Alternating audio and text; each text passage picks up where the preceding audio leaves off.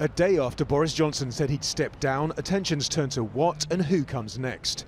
Around the newly cleaned up Palace of Westminster, the talk is of a clean break, of restoring trust in government. Someone has to grip this moment and make the right decisions.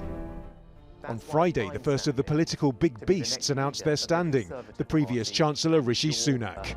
And I have spent my career bringing people together. Sunak's one of two cabinet members whose resignation led to a torrent of junior ministers quitting and Johnson eventually giving in. There should be a new leader. But on Thursday, Johnson insisted he'd stay in post until the new leader was chosen, a process that could take many weeks. Within the party, initial opposition to him staying on in the interim seems to be weakening. I don't think that it would be appropriate for us, whether we're around the cabinet table or in any other part of the British government, just to kind of down tools and say, actually, you know what, we're not going to do anything until the new boss is in place. We have a duty, and our duty is to govern.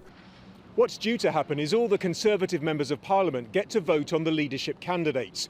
It could take several rounds before they narrow it down to just two names. Assuming neither drops out, it's then up to the wider party membership to pick a new leader. What's different this time is it's not a difference over policy, it's not parliamentary deadlock, as it was over Theresa May with her failure to get her Brexit deal through. In this case, the problem is the Prime Minister, and in particular the Prime Minister's judgment, his integrity, and the fact that he'd really lost confidence of so many people in his government. And that's meant that it's slightly weird that he's continuing.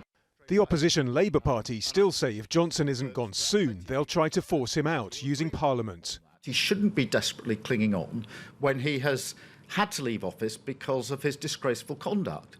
And that's why I say the Tory party should remove him. And if they don't, we will step up in the national interest and bring a vote of no confidence.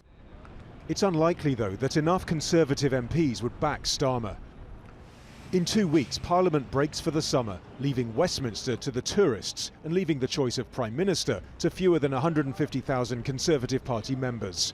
But between now and then, plenty could happen to change Boris Johnson's timetable for leaving Downing Street. NADIM, Al Jazeera, London.